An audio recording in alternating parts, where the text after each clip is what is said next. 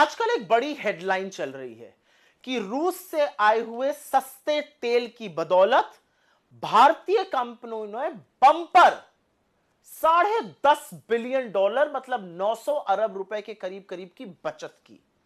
अब सवाल यह है कि इसमें आपको क्या मिला? क्या आपके पेट्रोल और डीजल के दाम कम हुए? और उसका जवाब तो हम भी जानते हैं कि वो ना है। तो समझना जरूरी है कि तेल का खेल चल क्या रहा है।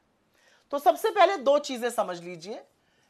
ऑयल जगत में दो तरह की कंपनीज होती हैं, upstream and downstream. Upstream companies होती हैं जैसे कि ओएनजीसी, ऑयल इंडिया, रिलायंस भी अपस्ट्रीम कंपनी है। रिलायंस डाउनस्ट्रीम में भी है।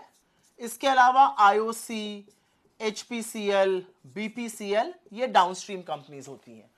ये जो कंपनीज हैं, अपस्ट्रीम कंपनीज जो हैं, ये तेल खोजती हैं, ये एक्सप्लोरेशन करती हैं, सी में, लैंड में, हिल्स पे ये तेल खोजने का काम करती हैं। जो तेल कच्चा आता है उसको प्रोसेस करने का, उसको रिफाइन करने का काम ये कंपनीज करती हैं। ये बाजार में तेल बेचती हैं। ये तेल पेट्रोल बनता है, डीजल बनता है, एटीएफ बनता है, जो एविएशन फ्यूल होता है, ये काम ये कंपनीज करती हैं। अब आगे की बात सुन लीजिए। हिंदुस्तान में आपको पता है कि करीब करीब 85% हमारा जो क्रूड की रिक्वायरमेंट है, जो कच्चे तेल की जरूरत है, वो आयात होती है, वो इंपोर्ट होती है।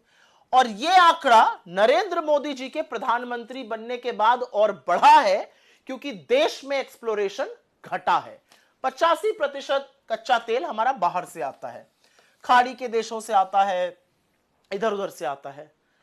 फिर रशिया और यूक्रेन की वॉर होती है, युद्ध छिड़ा, और युद्ध छिड़ने में पश्चिम के देशों ने रूस का तेल लेने से मना कर दिया।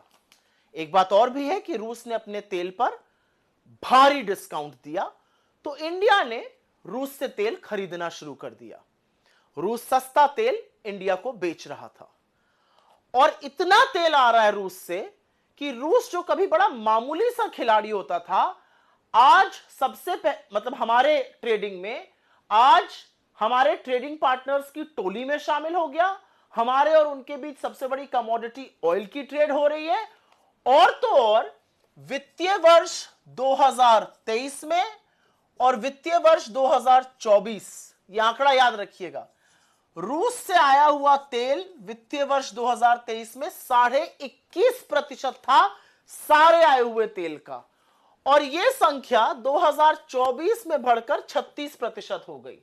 जहां तक मेरी याददाश्त है, मुझे लगता है 223 मिलियन टन तेल हमने आयात किया था वित्तीय वर्ष 2024 में, उसमें से 36% अकेले और अकेले रूस से आया था।